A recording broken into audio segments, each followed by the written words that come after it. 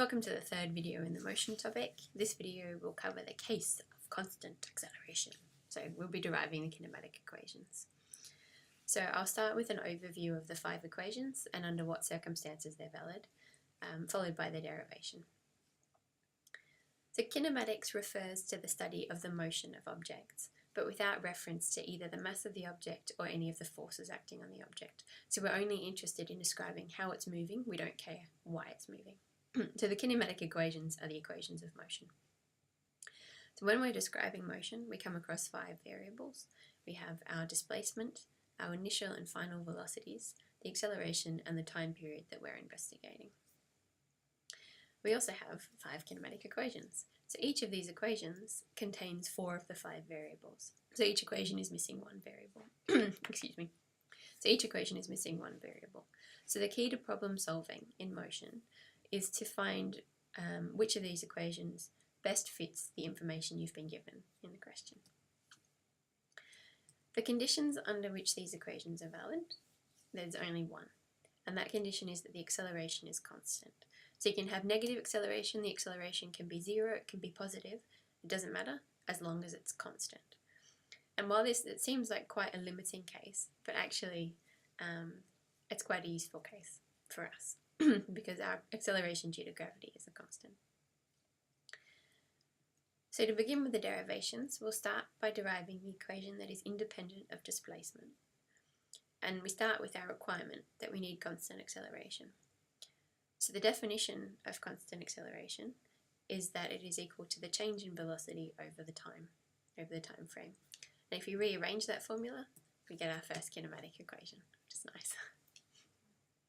So our second equation is the equation that's independent of acceleration. And for this derivation, we'll start with a graph of the velocity versus time of an object in motion.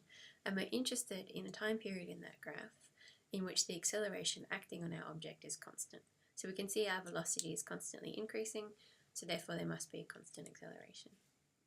That's our time interval t. And we know from previous videos that when we have a graph of velocity versus time, the area under the curve is equal to the displacement. So in this graph, this is a nice graph, so the area under the curve here is a rectangle plus a triangle. So if we substitute in the formulas for those, we come to our second kinematic equation. The derivation of the next 3 equations, 3, 4 and 5, follows a very similar procedure. So for equation 3, we're looking for the equation without velocity, without the final velocity. We start with equation 2, and we know we want to get rid of velocity. And we can find an equation for the velocity in equation 1. So if we substitute equation 1 into equation 2, and we rearrange, we get our third kinematic equation. And we do the same for equations 4 and 5. So we start with our second equation. Our fourth equation is independent of time. So we take our first equation, rearrange it to be in terms of time, substitute that in, and we come up with our fourth kinematic equation. And likewise for the fifth equation. We start with equation 2. We want to get rid of our initial velocity. So we rearrange our equation 1, substitute that in, and we have our final and fifth and final kinematic equation. So in summary, to derive these kinematic equations, we start with what we know. So we know that we must have a constant acceleration.